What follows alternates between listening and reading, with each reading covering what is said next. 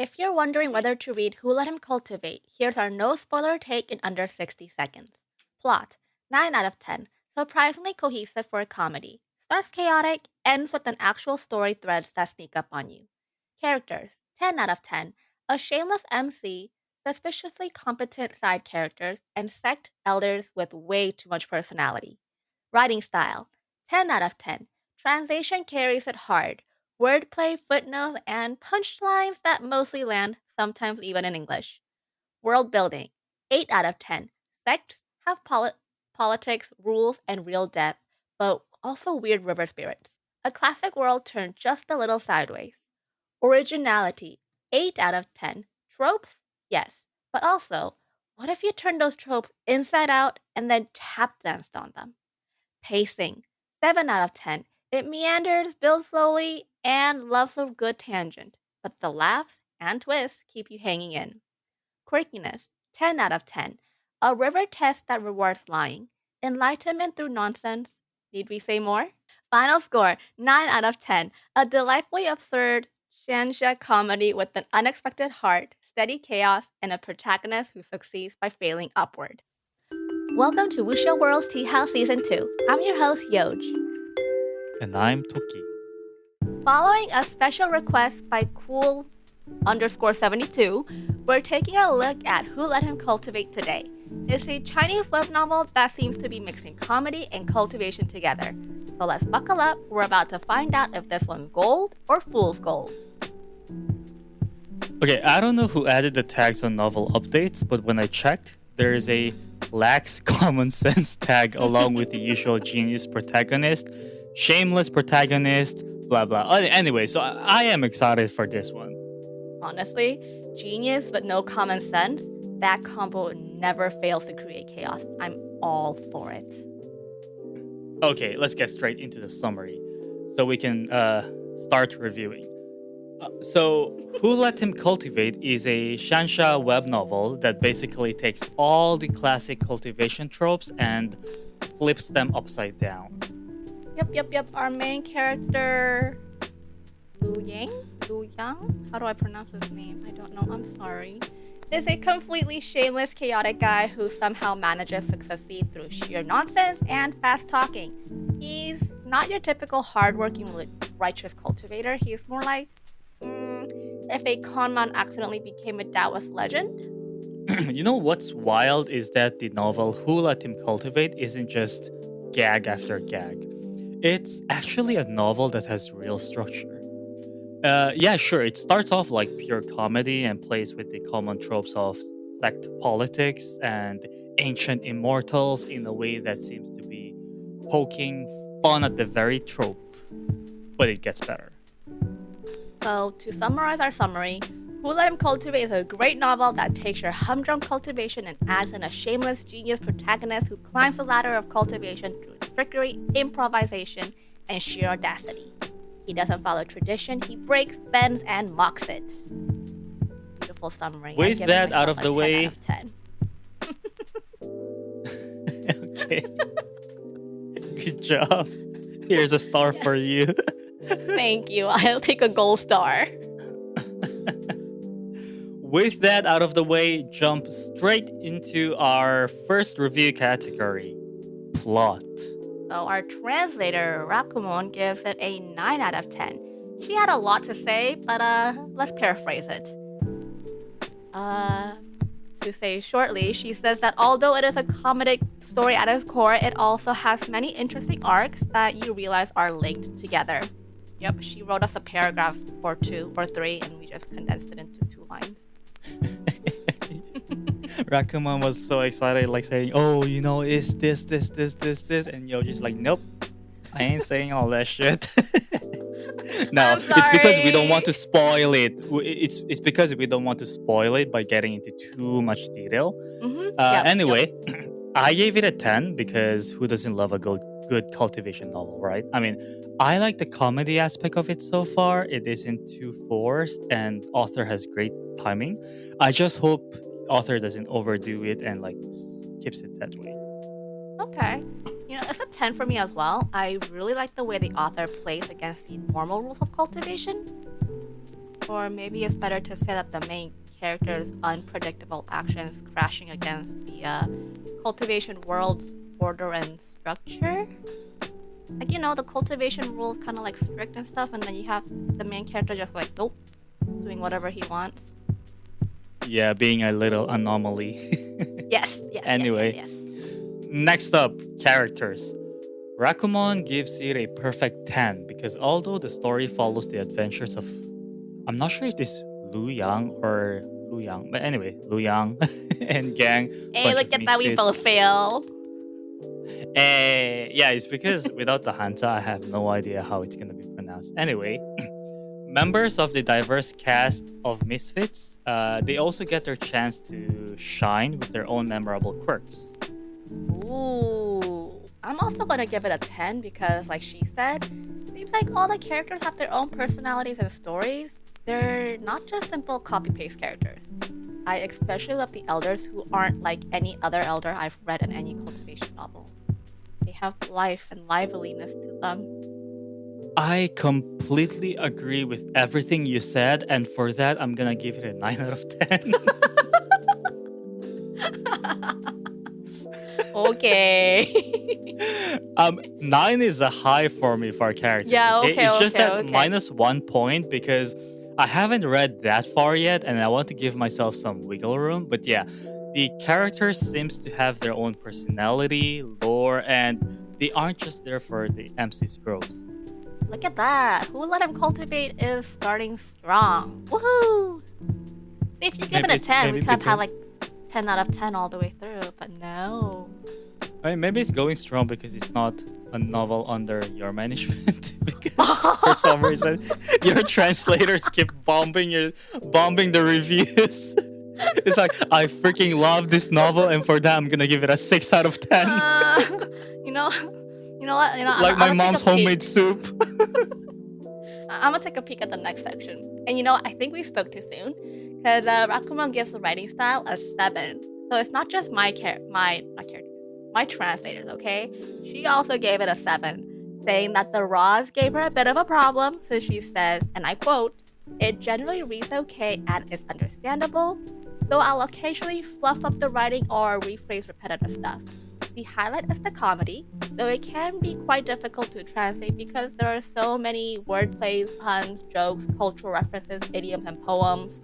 And then she writes, "Oh my OMG," and like a little sad face, that do not necessarily translate well into English. Some of the time, I try to retain the literal translation and also include a localized translation and then add in footnotes. Well, I gave it a 9 out of 10 because I'm basing it on the translated version. She did a great job making everything fit into English culture. I mean, if she says it was a 7 and she suffered so much, and then I read it in English and it was so good, then I think she really did give it a very good translation. Because I'm not sure about the Chinese version, but the English translation is definitely quite good, even for a xianxia novel. I also based it off the translated version, but I gave it a 10 out of 10. Because, the footnotes and all the humor were conveyed pretty much perfectly for me. No questions from me. Go Rakumon! Woo! Did your teacher have a pet? No. Why? Weren't you the teacher's pet? No. I was too dumb to be the teacher's pet. I didn't want their attention on me because, what if they call on me to answer a question? No, thank you. No. Okay, never mind it. Up next, world building. Rakumon gave it an 8 because of the way the novel shows a broad perspective on the various factions, regions, and then gradually zooms into them during the gang's adventures. Wow, no life. How can you read it with such a dead voice? I read it more lively. Anyways, I gave it a 7 because, don't get me wrong, it's pretty good, but I struggled to visualize the world. The author, Rakumon, does an amazing job to create a cultivation world that's pretty fleshed out, but I don't know, I just struggled, so I gave it a 7. Because I didn't agree with Rakumon's review, and neither did I agree with your review, because the sects, not the sects, the sects. And I have to be very careful with the T there. Briefly, exactly. uh, they have rules, political dynamics, and hierarchies. And what do you mean you struggle to visualize it? Because the author is literally creating a world and describing it for you on a silver platter. Are you looking for like I don't more know. physical descriptions of the world? Maybe. Like, I'm struggling. I can't visualize political dynamics. Well, I mean, I guess I could draw like little stick figures and like, that's hard. I don't know. You're such a weirdo. Anyway, I give it a 10 out of 10. I mean, I might change my mind if things change later, but so far it does seem like author paid a lot of attention to making it solid. Maybe I should change my score. Nope, rules are rules. You gotta stick with your score. No changing minds, no take backsies. Then let's move on to the next section, originality. Rakamon gives it an 8 since Who Let Him Cultivate likes to play with tropes, but it subverts expectations. So when you're expecting something you've seen in other novels, the novel will either make fun of it or present it in new ways. I can see that. But I gave it a 7 because the author seems... Why? No, because the author seems aware of usual tropes and stuff like that, but I haven't seen anything new in the novel, you know. Don't get me wrong, the author does a great job using existing tropes, which isn't easy to pull off, but in terms of originality, a bit short there. I gave it an 8 because, like, yeah, it's not completely original, but, like, I like the way the author turned something common and made it his own. Like, it's like taking a chocolate chip cookie recipe, but then browning the butter to make it brown butter chocolate chip cookie. Clearly something very original, but, like, you know, something new. So, 8 out of 10 for me. Yojj, I'm really curious. Why are you always like sneaking something food related in our reviews? Like anything there is, you always like compare it to food or like describe it using food. I don't know. Better question is, why are we always recording when it's my snack time? Isn't it close to bedtime for you right now? What better time to snack than right before bed? And also, I didn't compare it to my mom's soup. So, there's that. Yeah, we're not letting this one go, Dan. No, we're Anyway, not. let's zoom through the rest before you get hungry. Pacing. Rakumon gives it a 6. Ouch. I'm not paraphrasing this, okay? I'm just gonna read it straight. The pacing can be a little slow at the start, but it gets interesting from chapter 100 to 300, where some things get unraveled, and we also get more mysteries. But it slows down again afterward. It does pick up again, so I'd say it may be on the slower side since it's about daily adventures of the cast, but it's interspersed with comedy, and there are exciting moments too. And it started slow. I don't know. I don't really get that because like I didn't realize it. Yeah, I didn't realize it started slow. I actually really liked the way it started, so I gave it an 8.